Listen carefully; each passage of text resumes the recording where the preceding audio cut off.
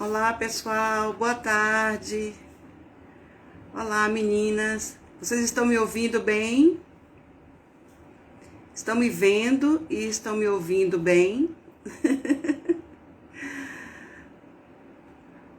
Oi. O som tá bom?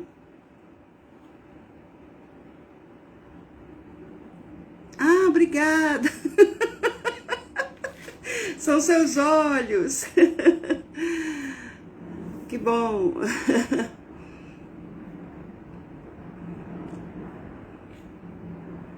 Vamos aguardar aí mais uns minutinhos, né? Pra gente começar em ponto, às 16 horas.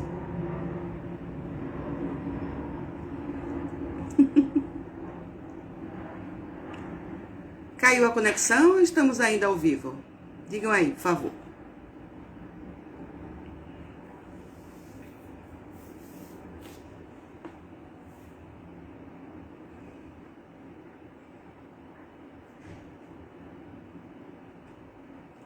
Ai, que bom. Graças a Deus. Tô aqui lendo aí as informações.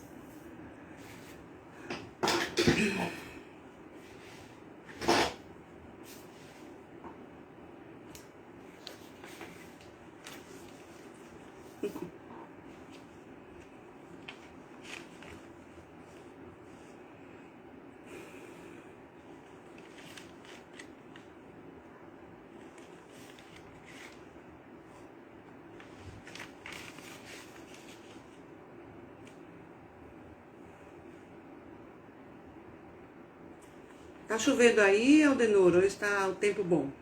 Aqui tá meio nublado. E aí, onde você mora?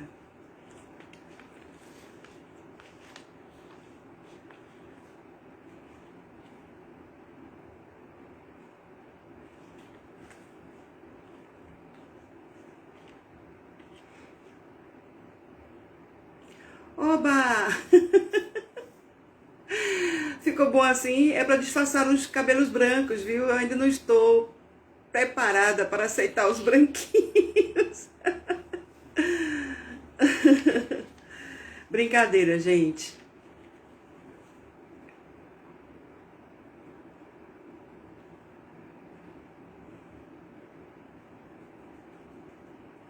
Aqui também tá nublado. Chove devagar, né? Aquela chuvinha gostosa que dá preguiça.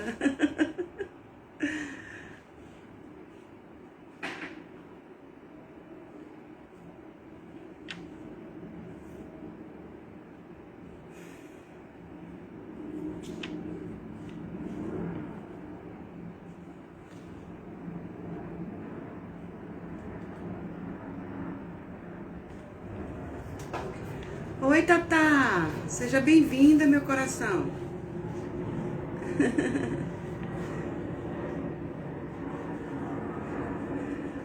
Aldenora, minha sobrinha Thaís, tá aqui com a gente. Bom, né?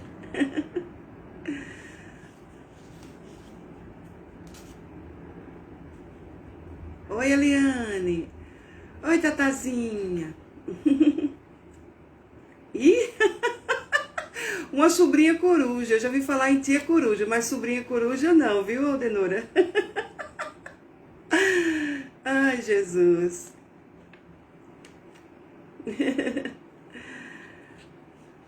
Oi, Eliane. Boa tarde, querida.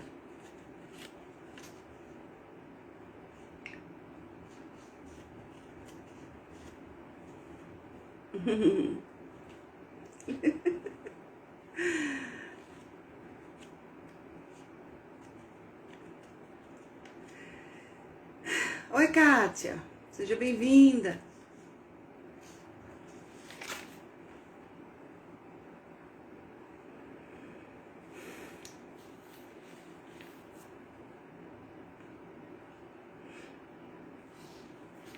Oi, Eliane. Olha, nós vamos orar, viu, pelo nosso querido amigo. Que Deus o abençoe aonde ele está. Com certeza ele está sendo amparado, sim, pelos bons espíritos, né?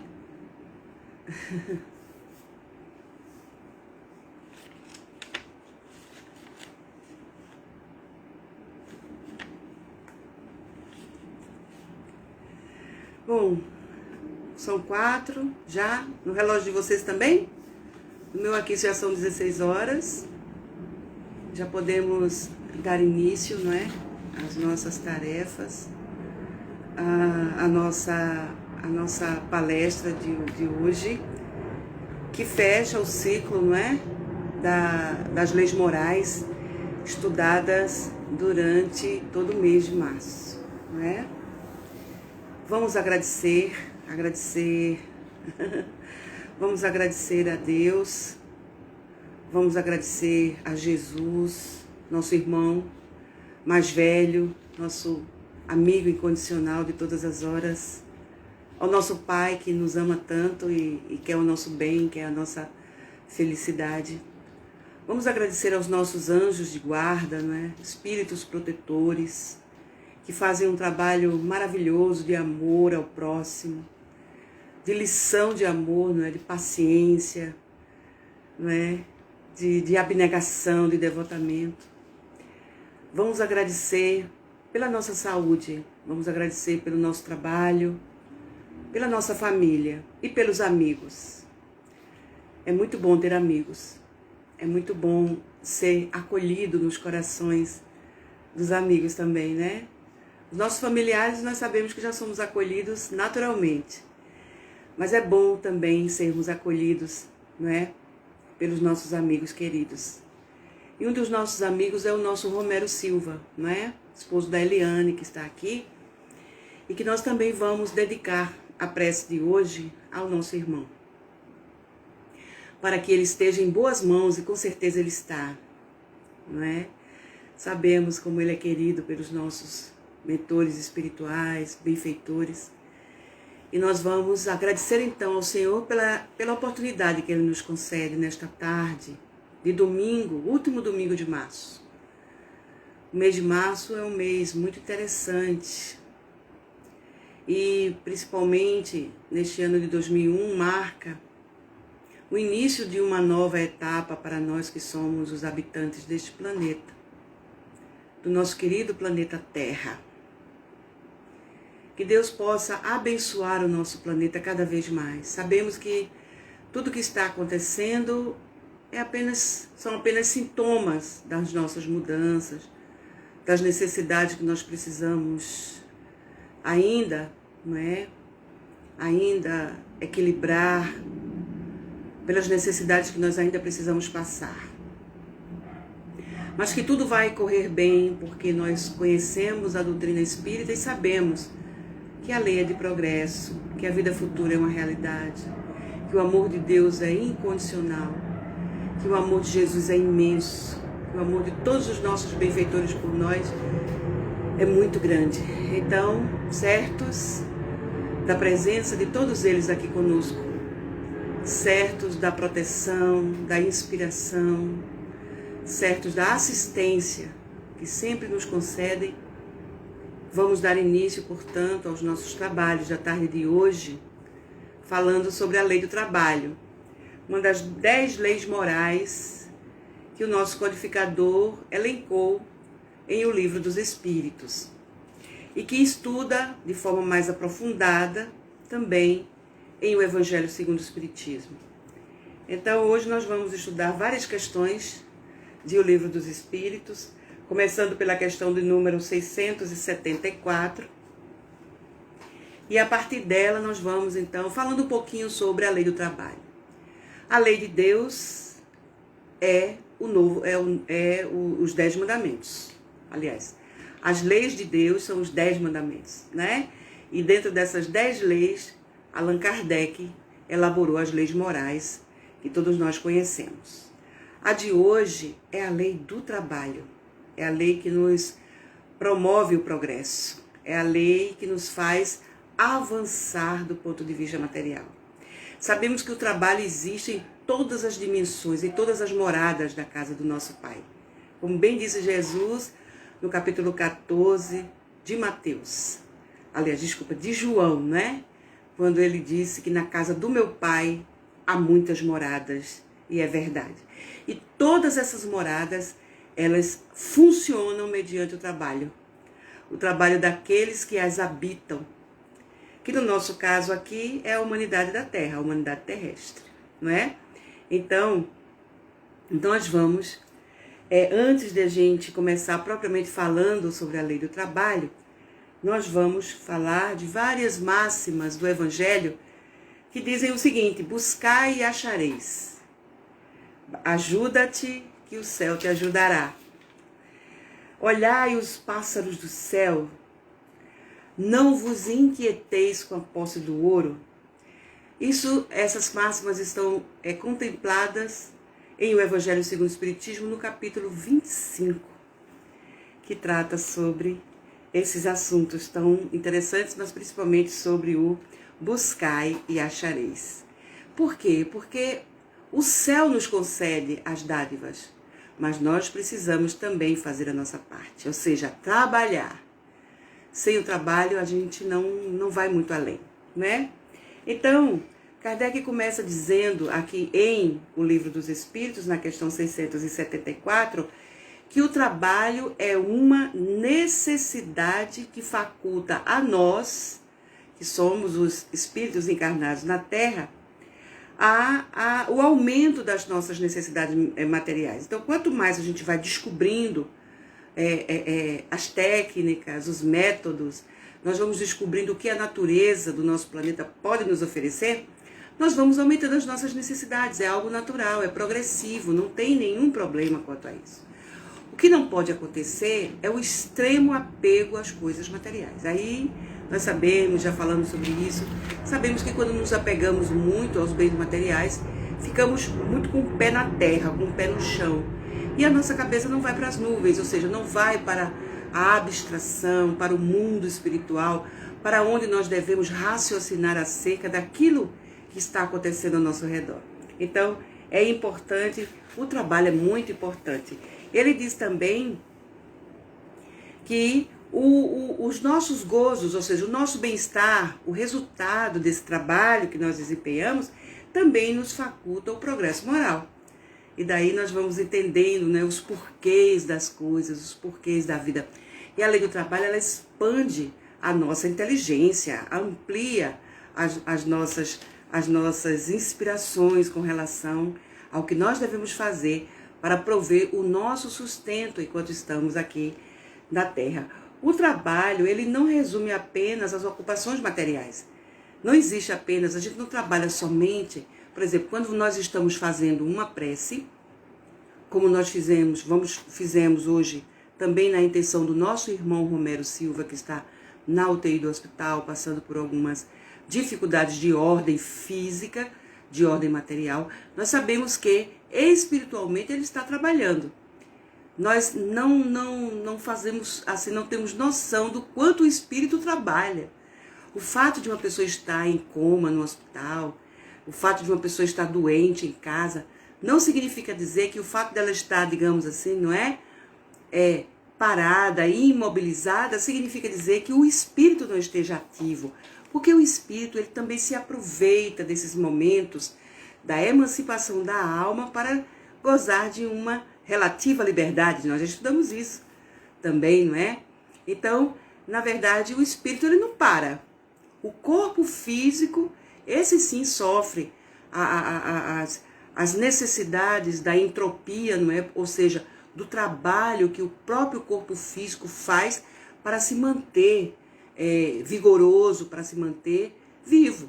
Então, enquanto o corpo, né, está recebendo a medicação, está recebendo o tratamento necessário para a sua reabilitação, o espírito, por sua vez, vai para a espiritualidade, ou então visita as pessoas amadas, visita os amigos, né? É uma forma de uma relativa liberdade, como dizem mesmo os espíritos desencarnados. Então, o espírito não para, ele é incessantemente forçado a estar sempre animado, porque ele é luz, ele é centelha, não é? Como bem diz também os espíritos, dizem os espíritos superiores em O Livro dos Espíritos. Então vejam, o trabalho, ele não resume somente as ocupações materiais. O espírito trabalha assim como o seu corpo, portanto, toda ocupação útil é um trabalho. Eu me lembro, morreu, não é? Desencarnou uma amiga nossa, muito querida, do movimento espírita, chamada Sueli Mesquita. Atualmente ela trabalhava no Grupo Espírita Maria Dolores, que fica lá no bairro do Pina. E Sueli, começou a apresentar problemas, foi internada, entubada, ficou vários dias no hospital, em coma, e desencarnou vítima da Covid-19. Mas uma amiga nossa conversando conosco nos disse que, antes dela desencarnar, sonhou com ela. Sonhou com Sueli muito bem, muito disposta. E ela disse a nossa amiga que, inclusive, a achou muito mais jovem, remoçada. E o que espantou nela foi essa agilidade, essa dinâmica de Sueli. Então vejam, ela estava, no dia do sonho, ela estava acamada na UTI de um hospital. E, no entanto, a nossa amiga visitou-a espiritualmente e viu o quanto ela estava atuante, inclusive com uma roupinha, como se fosse um fardamento, tinha um crachazinho pendurado. Isso ali era uma pessoa muito organizada, ligada à educação, não era professora, diretora de escola. Era uma mulher assim, muito organizada, dinâmica, inteligente e uma evangelizadora de primeira qualidade. Então, vejam, o espírito não para, meus irmãos. Então, a gente sabe que o fato de Sueli ter desencarnado tem os porquês da necessidade disso. Não somente ela, mas todos esses nossos irmãos que estão desencarnando pela Covid-19, nós sabemos que muitos deles estão sendo poupados, inclusive, de ficarem, mesmo que se sobrevivessem da doença, ficarem com alguma sequela muito grave, porque a Covid-19 é uma doença imunológica. Ela vai atuar no nosso corpo físico de acordo com o nosso sistema imune. Então, há pessoas que estão um pouquinho melhores, que pegam o vírus, mas que conseguem se reabilitar. Já outras têm mais dificuldades. E no caso dessas pessoas que têm mais dificuldades, elas podem ficar com sequelas até irreversíveis, em cima de uma cama, ou então numa cadeira de rodas, muitas se sentindo até um fardo para os seus familiares, um peso para os seus familiares.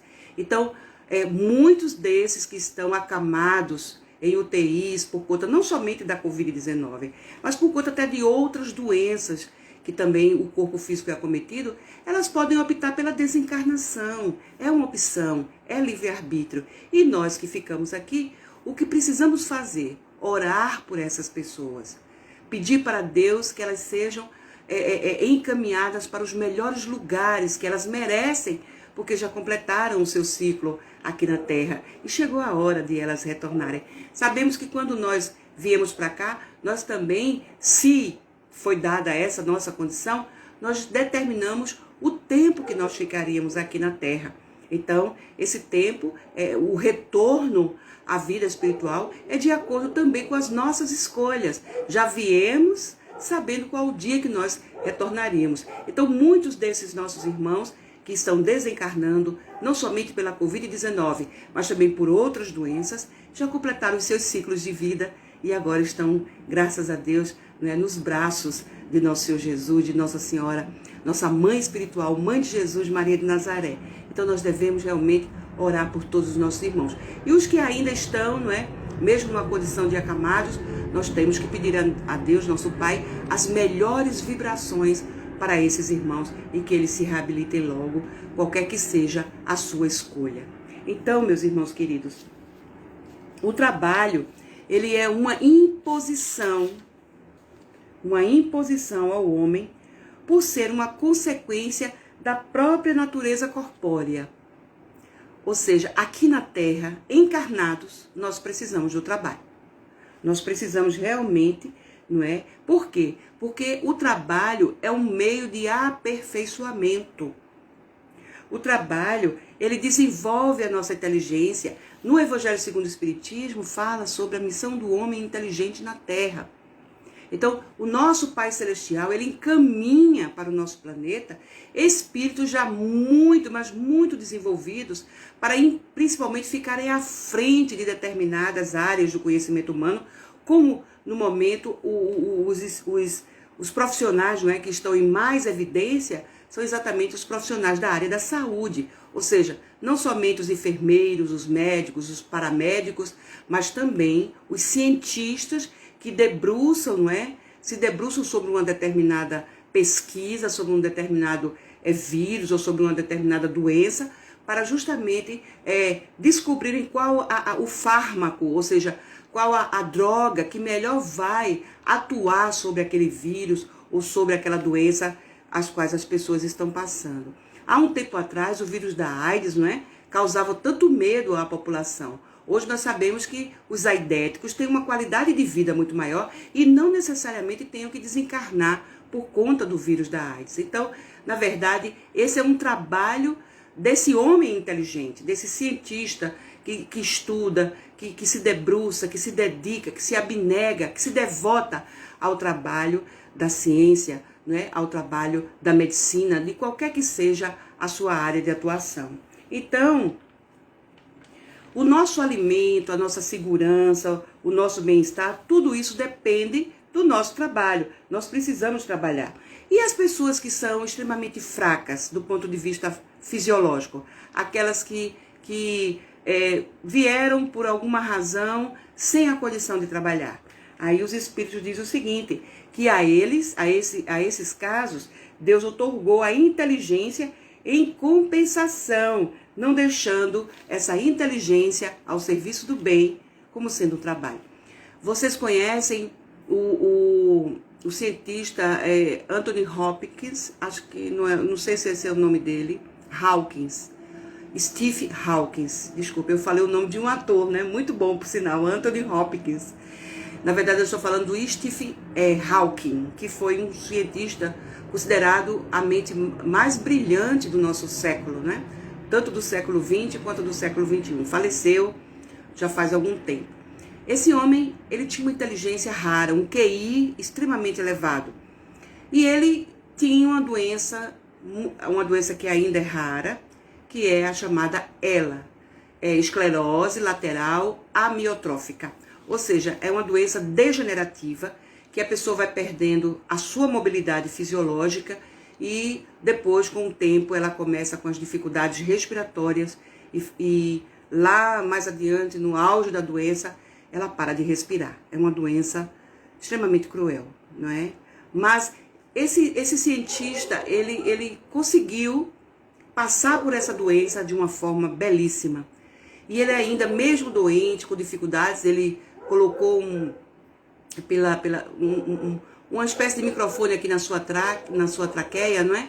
Para que ele pudesse falar com o auxílio de um computador. Então vejam, mesmo debilitado, mesmo sem condição nenhuma de mobilidade, ele trabalhava. Então vejam como Deus é bom, como Deus é Pai. E como nós espíritas sabemos que a vida continua, toda essa inteligência, não é, desse homem, toda essa colaboração que ele deu à ciência moderna, não foi inútil. Porque ele, quando voltar numa próxima encarnação, vai voltar com um corpo mais portentoso e dar prosseguimento aos seus estudos, às suas ideias, às suas descobertas, às suas pesquisas. Nada se acaba, nada se aniquila.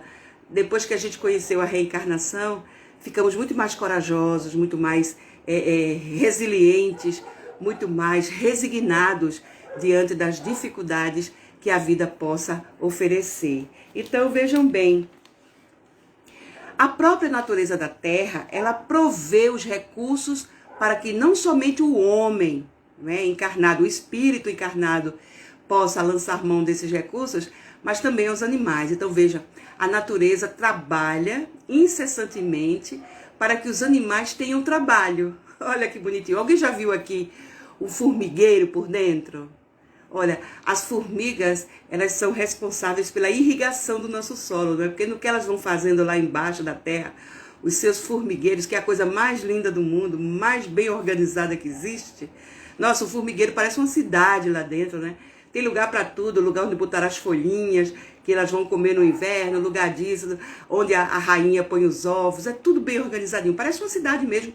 Aqueles labirintos bonitos que a gente vê, feitos nos jardins, né, dos palácios na Europa, as formiguinhas fazem aquilo ali sem ninguém ter ensinado nada para elas. E elas fazem esse trabalhinho, né? Algumas espécies de borboletas, elas conseguem fazer um processo de imitação tão seguro que elas se livram dos próprios predadores. Algumas plantas, elas são responsáveis pela fotossíntese do ar do nosso planeta. Então todo mundo trabalha na natureza. As plantas trabalham, os minerais fazem a sua parte, mesmo sem consciência.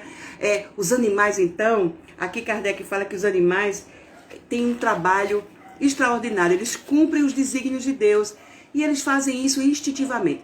Quando a gente vê um animal sendo maltratado, nós ficamos indignados, e realmente é causa de indignação, quando nós vemos uma pessoa maltratando um bicho. Se nós ficamos assim, quando vemos uma pessoa maltratando outra pessoa, nós também ficamos quando vemos um animal sendo maltratado. A Madre Teresa, agora é Santa Madre, né, Teresa de Calcutá, ela tem uma frase muito bonita que ela diz o seguinte: a mesma mão amorosa que fez os homens também fez os animais. E é verdade. Deus criou também, não é, os nossos amigos do reino animal. Então vejam, os animais, eles têm um instinto tão interessante. Eu me lembrei daquele terremoto, aliás, de um tsunami que aconteceu em 2004 no Sri Lanka, na Indonésia. Não sei se vocês se lembram que morreram mais de 220 milhões de pessoas. Foi terrível, terrível, terrível. O que os cientistas ficaram muito espantados é que não morreu quase nenhum animal. Por quê? Porque eles têm um ouvido, uma condição sensorial extraordinária. E eles ouviram o barulho da tsunami, coisa que nós não escutamos. Porque as placas tectônicas, quando elas se desprendem, elas fazem barulho. E o homem não ouve. A nossa audição, ela não alcança esse raio. Os animais conseguem. Então, o que foi que aconteceu? Os animais saíram em debandada, procuraram um lugar para se protegerem. E muitos deles sobreviveram. Então, Deus, por eles não terem instinto, por eles não terem a inteligência desenvolvida como nós, e nem o livre-arbítrio, Deus deu a eles outras potencialidades para que eles possam cumprir os seus desígnios, né? Então, quando a gente vê um animal sendo maltratado, ele não está em expiação. E nem está em prova, porque ele não tem livre-arbítrio. Ele tem inteligência rudimentar, ele tem uma inteligência instintiva. Aquilo dói, machuca. O que faz o animal sofrer não é a expiação, nem a prova. É o progresso. Olha que coisa interessante. Significa dizer que quando ele chora, quando ele geme, quando ele sofre, na verdade ele está evoluindo. É diferente de nós. Nós sabemos porque sofremos. Nós provocamos os nossos sofrimentos. Então, conosco, a coisa é muito diferente, não é? Então, vamos lá. Então, esses animais cumprem os desígnios de Deus inconscientemente. Já na questão 678, Kardec perguntou aos espíritos sobre os mundos adiantados. Tem trabalho lá nesses mundos? Os espíritos que já são mais adiantados do que nós, eles também trabalham? E aí eles responderam que nos mundos aperfeiçoados, a natureza do trabalho é de acordo com a natureza das necessidades. Então, quanto mais espiritualizados são os espíritos, menos necessidades materiais eles têm. Então, o trabalho nesses mundos aperfeiçoados, ele é mais espiritual do que físico, do que material, diferentemente de nós, que o nosso trabalho aqui na Terra ele é mais material, não é? Então vejam só, não se conserva, porém, o fato deles não terem o trabalho material da forma como nós temos aqui na Terra, não significa dizer que eles sejam inúteis. Então, eles não ficam inativos. Nós temos um grande exemplo que é o próprio Jesus, meus irmãos. Jesus já é considerado pela escala espírita um espírito puro. Não precisaria mais encarnar, não precisaria mais trabalhar. No entanto, Jesus veio-se embora para cá. Não foi? Além de ter fundado o nosso planeta junto com seus companheiros da comunidade dos espíritos puros, Jesus ainda trabalhou aqui. Jesus aprendeu a profissão do pai dele. Jesus fez banquinho, mesinha, tamboretinho. não é? Quando o pai dele, o pai de Jesus, era um carpinteiro de primeira qualidade. Então, o pai de Jesus trabalhava numa cidade chamada Séforis. Era uma cidade que estava se expandindo materialmente, crescendo. A qualidade de vida dela, o poder aquisitivo era alto. Então, José, o pai de Jesus, ele era constantemente chamado para obras, né? Para empreitadas em Séforis, essa cidade linda, maravilhosa, que ficava perto de Nazaré. E quem é que ficava tomando conta da carpintaria lá em Nazaré? Jesus. Era ele que ficava lá provendo o sustento da sua família. Jesus trabalhou. E depois que ele completou os seus 30, ele passou a trabalhar para Deus de uma forma muito mais efetiva e o seu trabalho foi mais espiritual. Então vejam que maravilha. Jesus não parou de trabalhar. Andava pra caramba, não é? Nossa, as sandálias daquela época acho que eram melhores do que as sandálias de hoje, né? Porque hoje a gente precisa estar trocando. A época de Jesus, eles usavam as sandálias de couro muito bem feitas. E eram fabricadas à mão, né? Hoje tem um maquinário todo que fabrica isso. Na época de Jesus não tinha essas preciosidades, essas tecnologias tão avançadas. Mas as sandálias funcionavam, né? Andava muito, tinha uma saúde boa, alimentação muito boa, né? A comida do Mediterrâneo é excelente. Então vejam só que maravilha, Jesus trabalhava também. Então, meus irmãos, esses espíritos que estão mais adiantados do que nós, eles não são ociosos, porque para eles o ócio seria muito ruim, certo? Seria um suplício ao invés de um benefício. Essa é a expressão que os espíritos superiores usam nessa questão de número 678. Aí nós nos lembramos do paraíso perdido. Aí eu fico imaginando, meu Deus do céu. Imagine Adão e Eva o tempo inteiro no paraíso, sem fazer absolutamente nada. Só indo daqui para lá, de lá para cá, de lá para cá. Nada teria sido inventado, porque eles não trabalhavam, não é? Então, a inteligência...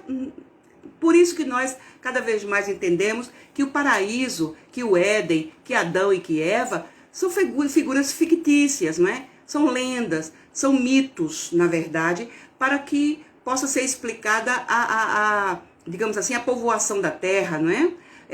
A origem do nosso planeta. Claro, é uma forma romanceada de falar como o nosso planeta começou. Mas, na verdade, Adão e Eva são figuras mitológicas. O paraíso perdido é também uma figura metafórica. E lá eles não faziam nada. Então, com a desobediência, vamos dizer assim, de terem comido a fruta do conhecimento, não é? Que é o caso que as pessoas simbolizam como sendo a maçã. Eu amo maçã, adoro maçã, não é? E nem por isso eu perdi o meu paraíso por causa disso. Mas, brincadeiras à parte, o que acontecia ali é que eles estavam ociosos. Quando eles perderam a condição de ficarem no paraíso, o que foi que aconteceu com eles? Tiveram que trabalhar. No caso, né? Aí o Gênesis, né, no caso, ele é muito rigoroso lá. Aí Moisés contou pra gente, porque quem escreveu, né, essa obra foram os homens, né? E contam pra gente que com isso o homem do sexo masculino, no caso Adão, foi condenado ao trabalho forçado e ela, a mulher, no caso Eva, foi condenada a sentir dor pelo parto. Por isso que a gente chama de trabalho de parto, não é? Porque a mulher entra naquele período em que começam as contrações, ela vai começando a sentir que o bebê está perto de nascer, aí a bolsa, não é? O líquido amniótico é liberado, chegou o momento da criança sair do útero. Tudo isso é um trabalho também, não é? Então vejam, nesse caso, o paraíso perdido, ele vai nos dar realmente a necessidade, a noção da necessidade do trabalho na Terra. Ou seja, a lógica é que Adão e Eva saíram do mundo espiritual, que é o paraíso, e vieram para a Terra, ou seja, encarnaram na Terra para trabalhar. Claro que aí também simboliza os exilados de Capela, não é? Todo mundo que já leu essa obra, e principalmente quem leu A Caminho da Luz, vai entender que espíritos que estavam já num planeta muito avançado, o paraíso, tiveram que sair de lá e encarnar em outros planetas mais, digamos assim, atrasados. A Terra, ou seja, O Éden, o paraíso, simboliza o mundo espiritual, um lugar bom, uma colônia espiritual maravilhosa para a vida mais dura, mais tensa, mais pesada aqui na Terra, porque tinha que tirar da Terra o seu sustento, né? Emmanuel conta isso lindamente lá no livro A Caminho da Luz, pela psicografia do nosso lápis de luz, Francisco Cândido Xavier. Então, aqui eles tiveram, não é, a condição da encarnação física para então aprenderem e se sustentarem através do seu trabalho.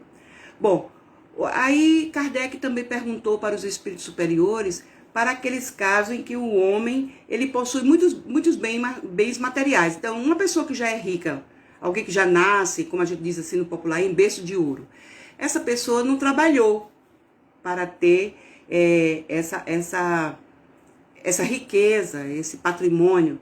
Então, ele está isento do trabalho material, mas aí Kardec perguntou aos espíritos, mesmo tendo recebido uma herança, uma riqueza, esse homem, portanto, porque é muito rico, ele está isento do trabalho material? Aí eles respondem que não. É uma escolha, é livre-arbítrio. Ele não está desobrigado de ser útil. Então, ele pode sim trabalhar para o seu próximo, mesmo sendo uma pessoa muito rica. Ele pode escolher uma causa social, uma causa boa, bonita, para continuar trabalhando, ajudando as pessoas. Nós vemos cientistas muito ricos que doam, inclusive, patrimônio seu para o avanço da ciência, o avanço da tecnologia, promovendo o trabalho, como é o caso, por exemplo, do Nobel, não é? Ele cedeu todo o seu patrimônio material para as pesquisas em todas as áreas do conhecimento humano. Por isso que todos os anos tem o Prêmio Nobel da Paz, da Literatura, da Ciência, da Medicina, qualquer que seja. Ou seja, o dinheiro que ele tinha, ele também deixou para que obras assistenciais, obras de cunho, não é, beneméritos, fossem continuadas no nosso planeta. Então, o nosso dever é aperfeiçoar a nossa inteligência e a dos outros, porque o Prêmio Nobel, por exemplo, ele é um incentivo à ciência, à pesquisa, ao avanço, né? Então, o Nobel, com o seu diletantismo, ele promoveu não somente a sua própria inteligência, mas ele promoveu o desenvolvimento de outras inteligências, o que também é um trabalho, segundo os espíritos superiores. Então, vejam só, o fato de Deus ter lhes concedido os bens materiais em abundância não isenta de alimentar-se com o suor do seu rosto. Então, nós temos, por exemplo, empresários que trabalham até hoje. Continuam trabalhando. Temos muitos médicos que mesmo já em vias de aposentadoria, que já têm a sua vida profissional reconhecida, que já têm a sua vida material tranquila, mesmo assim continuam trabalhando até voluntariamente.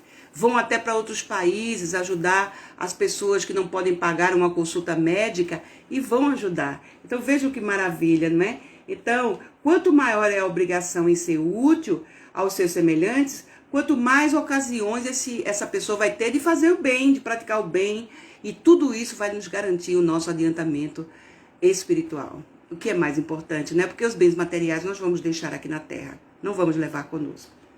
Na questão 680, Kardec perguntou quanto aos que se encontram impossibilitados de trabalhar.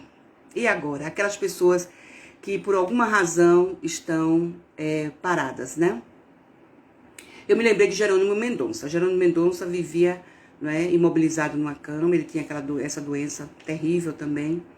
Mas Jerônimo trabalhava em prol dos pobres, ajudava com as arrecadações, mesmo deitadinho numa cama, mas a cabeça boa, né? Cabeça lá, ó, trabalhando ativamente, a inteligência é um trabalho também. Mesmo a pessoa ali, coitada, sem poder se levantar daquela cama, mas a cabeça funciona, a cabeça trabalha, né?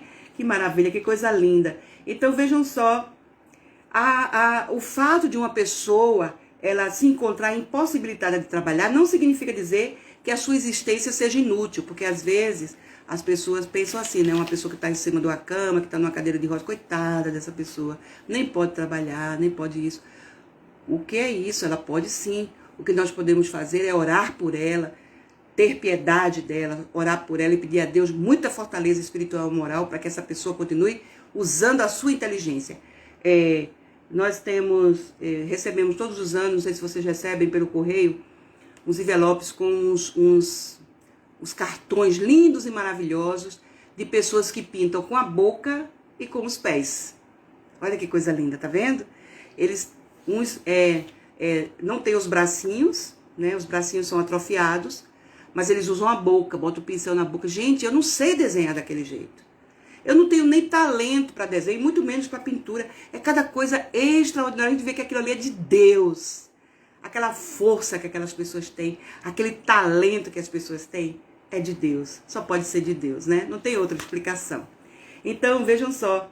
Deus é justo e só condena aqueles que voluntariamente tornaram suas vidas inúteis.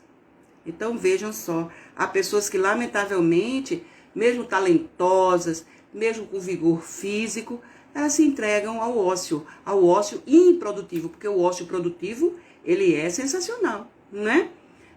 As pessoas têm direito todo a ter suas férias, seu descanso de final de semana, suas férias anuais, não é? Os feriados. Aquelas pessoas que trabalham muito têm direito a um recesso, a um descanso. Esse não é um ócio improdutivo, é um ócio necessário. Mas tem aquelas pessoas que voluntariamente optam em não fazer absolutamente nada. Então, nesse caso, elas não têm a anuência de nosso Pai Celestial. Sabe por quê? Porque muitas vezes elas vivem às custas de outras pessoas. Uma vez a manicure, a pessoa que faz as minhas unhas, conversando comigo, ela falou um caso, né, do interior onde ela morava, de um cidadão que nunca tinha trabalhado. Ele já tinha 47 anos e a mãe dele, que era viúva, era quem sustentava essa criatura. Os outros filhos se casaram, cada um foi para o seu lado, e esse ficou solteiro com a mãe, 47 anos, nunca bateu um prego numa barra de sabão. Então, ela ficava dizendo, meu Deus, como é que essa criatura... A gente tem exemplos, então, na vida social, né?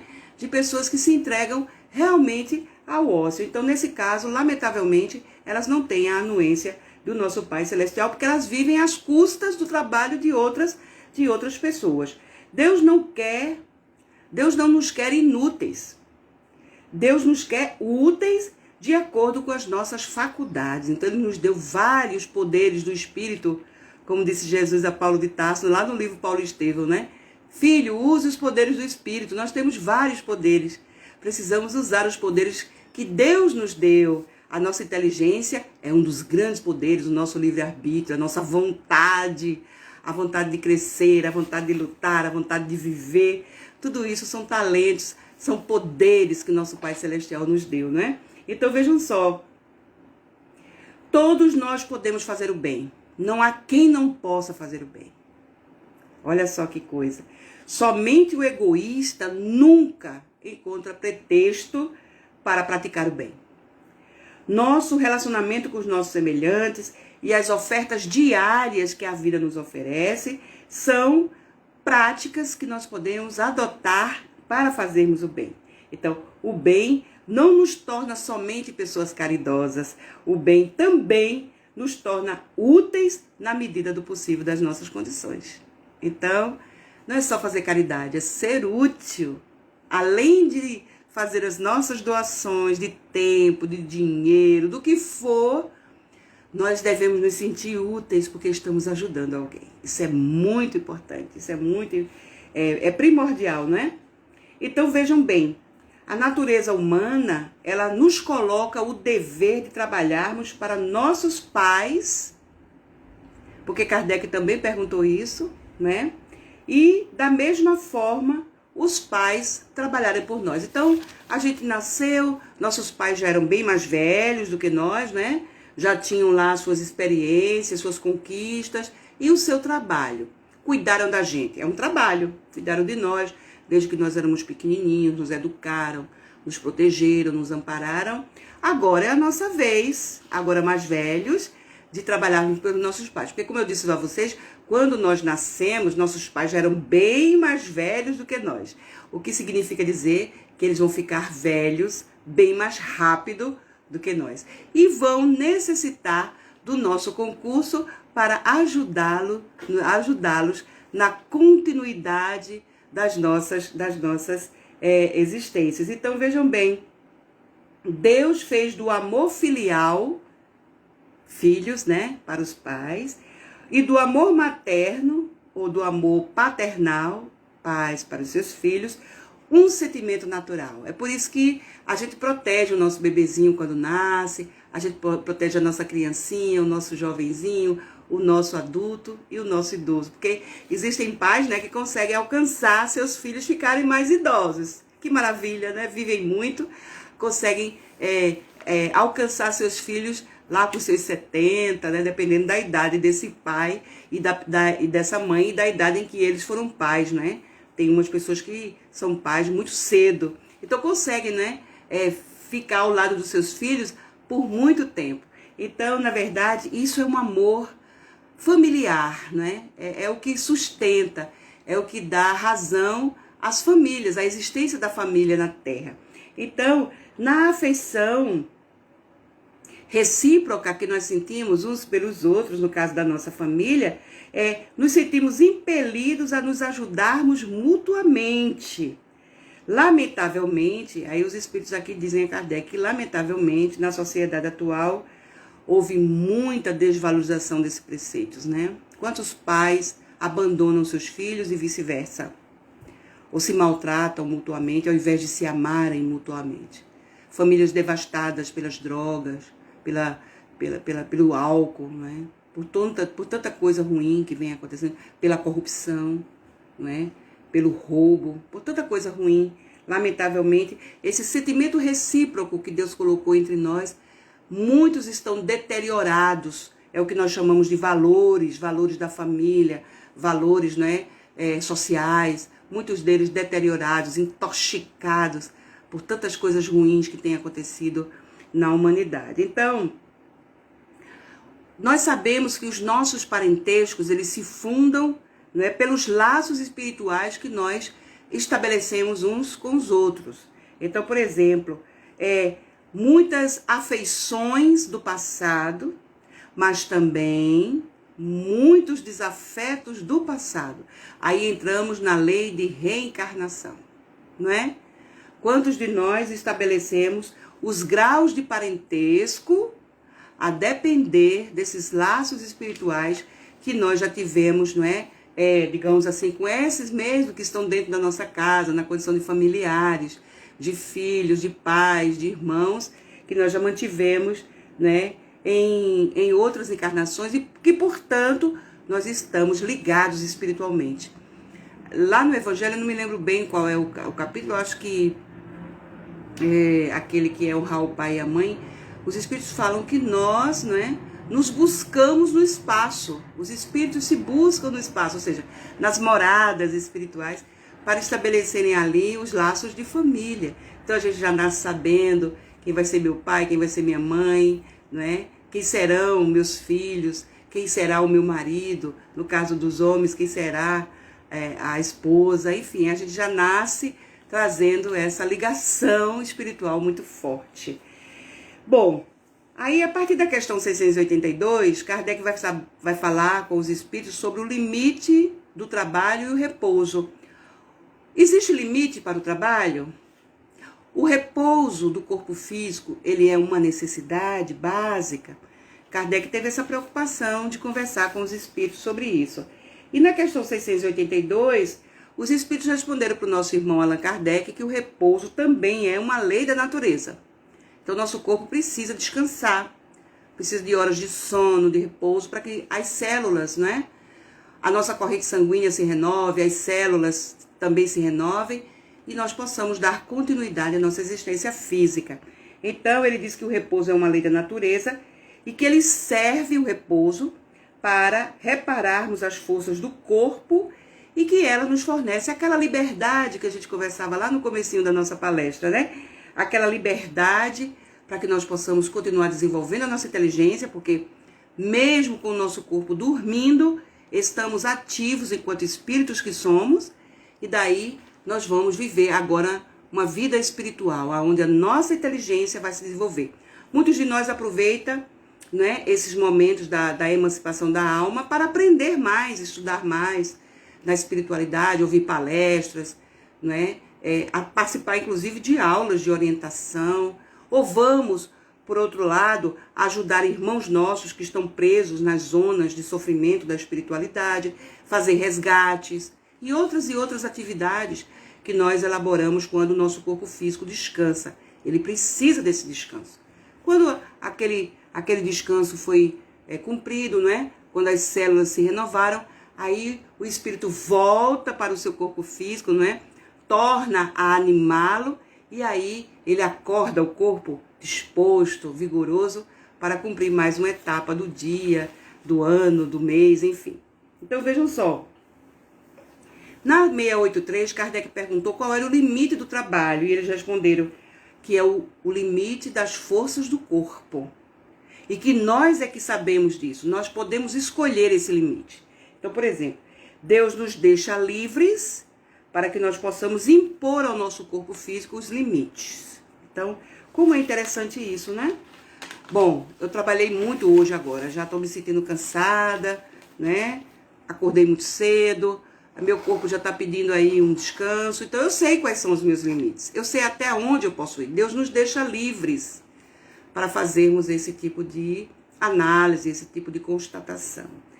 Outra coisa também que Kardec perguntou aos espíritos foi sobre os abusos de autoridade, que são aqueles casos em que as pessoas são forçadas por seus superiores, no caso superiores não moralmente, né, superiores hierarquicamente. Aquele que está na linha de comando, a quem eu obedeço. Então, se há, por parte dessa pessoa, do ponto de vista material, do meu trabalho material, um abuso desse poder de mando, desse poder de comando, aí, lamentavelmente, essa criatura acabou de inferir a lei de causa e de efeito, de ação e de reação. Então, os trabalhos excessivos são uma das piores ações que podem acontecer com a pessoa. A gente vê na televisão, nos jornais, de vez em quando, a polícia, quando desbarata uma quadrilha que está escravizando crianças em trabalhos pesados, forçados, em minas de carvão, em outros tipos de atividades, ou então pessoas mesmo adultas, não é? Em linhas de produção, sem quase nenhum descanso, sem receber o salário, recebendo um salário ínfimo, trabalhando demais. De vez em quando, nós sabemos desses casos de denúncias de trabalho forçado. Então, lamentavelmente, todo aquele que tem o poder de mandar, não é responsável pelo excesso de trabalho que impõe aos seus subordinados, pois se assim o fizer, transgride a lei de Deus. Então, está ali, não é, sendo um tirano, um déspota, um malfeitor. Na questão 2684, ainda tem um adendo com relação à questão de número 273, porque Kardec sempre faz essas correlações, né? Então, nessa questão 684, que trata do abuso de autoridade, dos excessos de trabalho, ele foi buscar na questão 273 a explicação para que a gente possa aumentar ainda mais o nosso entendimento acerca dessa questão. Então, lá está dizendo o seguinte, na questão 273, um homem de raça civilizada, ou seja, que foi um superior na encarnação anterior, ele pode reencarnar numa raça selvagem, a depender do gênero de expiação. Vocês leram um livro chamado Eustáquio, 15 séculos de uma trajetória? É um livro que retrata muito bem isso. Ele é do Abel Glasser e ele foi ditado pelo Caibá Schutel, salvo me engano, o espírito Caibá Schutel ditou ao médium Abel Glasser essa história de Eustáquio, que passou 1500 anos reencarnando quase sem nenhum proveito, quase sem nenhum sucesso do ponto de vista do progresso, da conscientização, da amorosidade. Então ele precisou de várias reencarnações sofridas para ver se ele conseguia alcançar. O guia espiritual dele teve muito trabalho com ele. Aliás, o meu também tem comigo. Então vejam só, nessa questão 273, Kardec, os espíritos superiores falam para Kardec sobre essa questão de que uma pessoa que foi poderosa em outra encarnação, ela pode nascer na próxima sem poder nenhum. Então, ao invés de ser aquele que manda, ela vai ser aquele que recebe ordens, não é? aquele que foi o explorador, agora pode ser o escravo. Então vejam bem como a reencarnação funciona. Essa lei de reparação, como a Leon Denis chama ela de a lei dos destinos, né?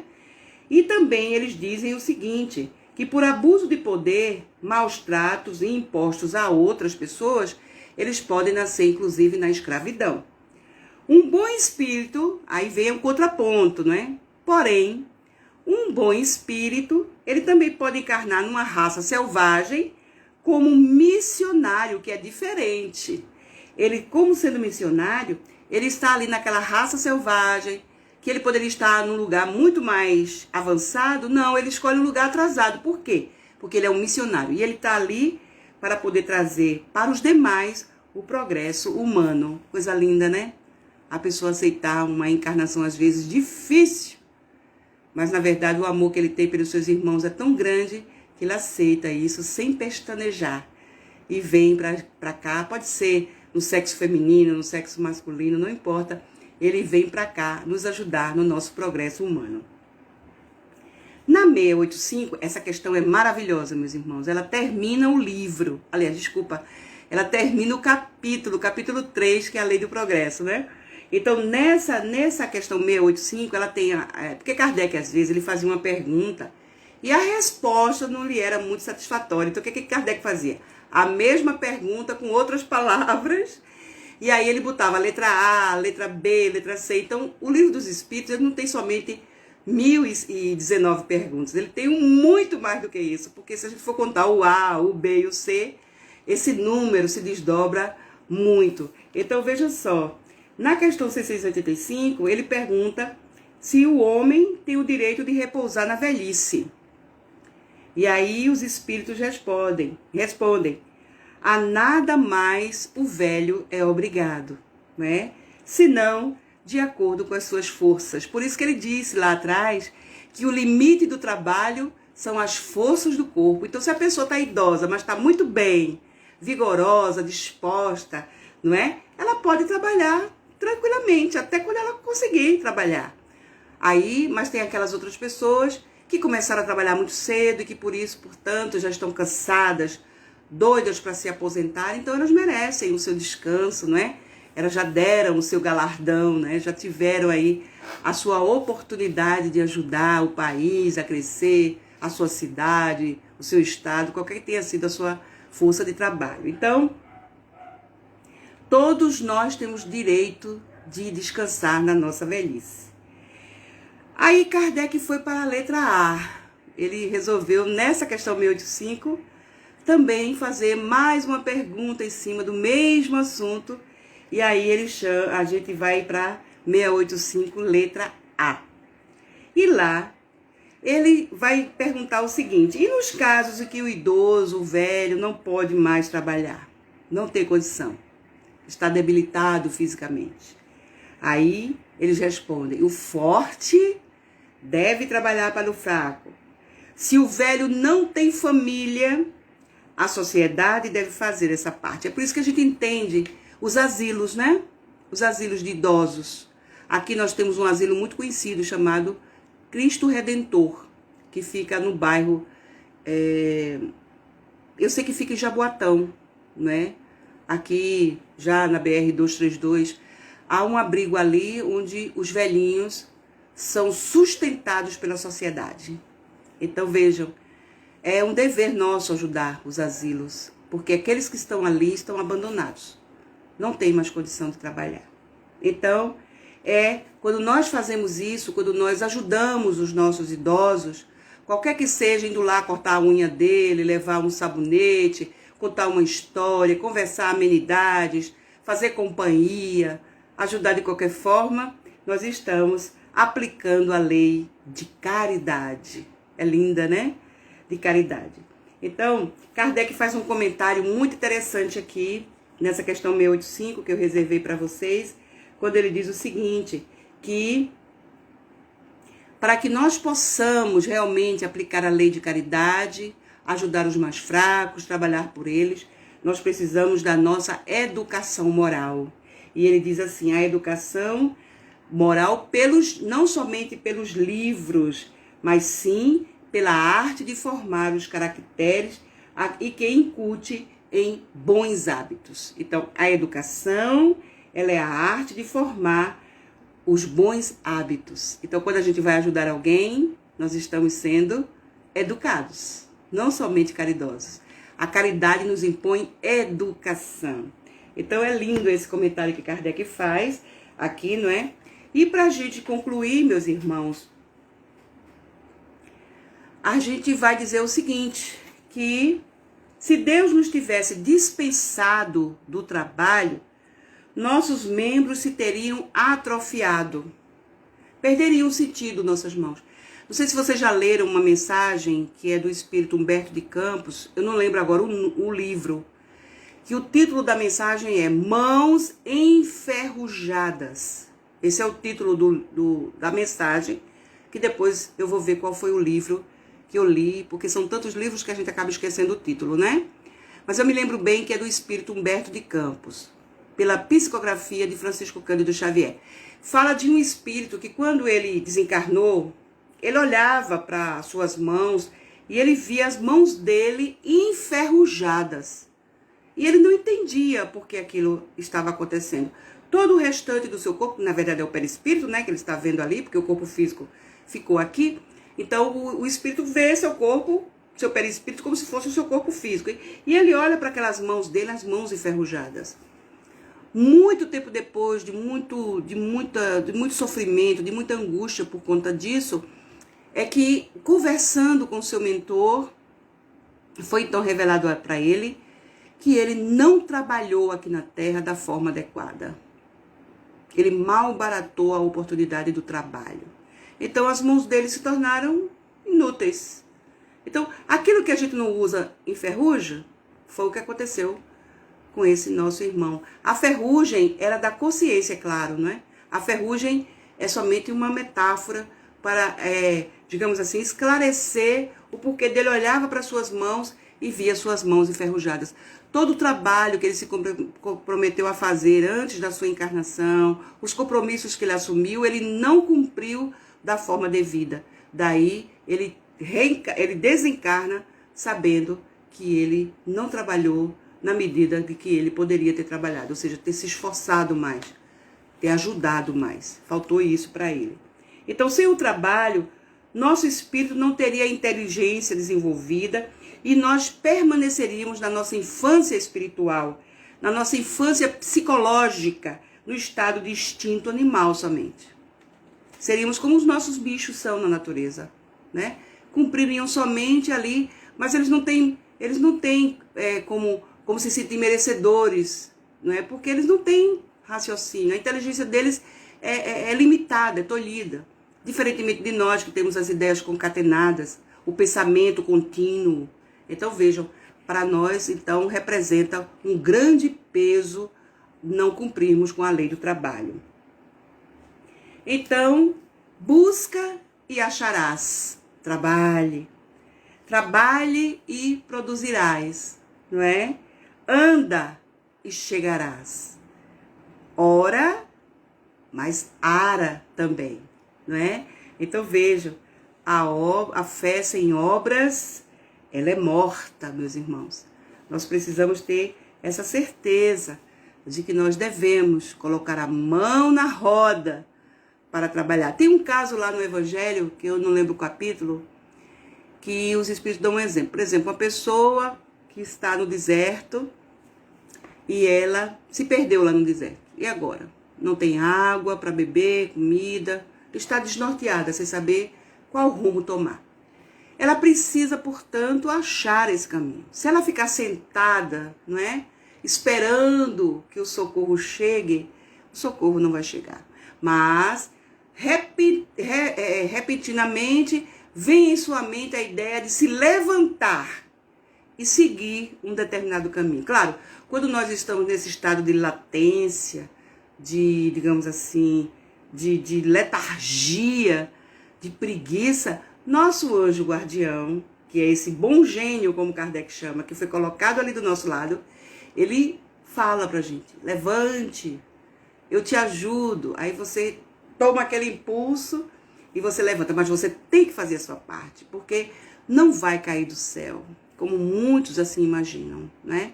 Que basta esperar, basta ter fé, basta ter esperança que o socorro virá. Não, precisamos realmente também colaborar. Então é buscar para achar, é bater para se abrir, é trabalhar para produzir. Então, meus irmãos, muito obrigada pela presença virtual, pelo carinho, pelos coraçõezinhos. E queremos assim, não é? Vamos fazer a nossa prece final, agradecer a Jesus pelos nossos bons momentos e nos despedimos, desejando a todos muita paz, prosperidades espirituais e que Deus nos abençoe a todos. Vamos orar. Senhor Jesus, amigo incondicional de todas as nossas horas, queremos agradecer pela alegria que tivemos de estarmos juntos nesta tarde, neste último domingo, que é o domingo de Ramos, o dia em que entrastes em Jerusalém e fostes recebido com folhinhas de plantas das pessoas, raminhos de plantas, a alegria das pessoas estampada no rosto pela sua entrada em Jerusalém. Queremos agradecer, Senhor Jesus, por tudo que tem nos concedido, pela oportunidade do estudo, do trabalho, pela oportunidade da convivência com os nossos amigos. Que possais nos dar, Senhor Jesus, uma excelente semana, graças ao nosso esforço, e fazer com que o bem seja a nossa bandeira, a nossa palavra de ordem, ou seja, fora da caridade não há salvação. Que a sua paz e o seu amor permaneçam conosco, Jesus. Ampare e proteja o nosso irmão Romero Silva, que está nesse momento na UTI do hospital, que ele possa ser ajudado, amparado, acolhido e assistido pelos nossos benfeitores espirituais. Que os médicos daqui da terra possam cuidar bem dele, que os médicos espirituais possam estar com ele. E em sendo assim, Senhor Jesus, muito gratos por tudo, agradecendo pelos amigos, pela oportunidade do trabalho, declaramos assim encerradas as nossas atividades da tarde de hoje, agradecendo a todos os que fazem o Centro Espírita 9 de Outubro pela oportunidade de colaborar. Que assim seja, Jesus. Obrigada, gente. Até a próxima, tá? Obrigada, Aldenora. Obrigada a todos que estiveram aqui. Vou salvar, Aldenora. Vou salvar. Tá bom? Obrigada. Vou terminar aqui, tá? Um beijo no coração de todo mundo. Boa semana. Deus abençoe.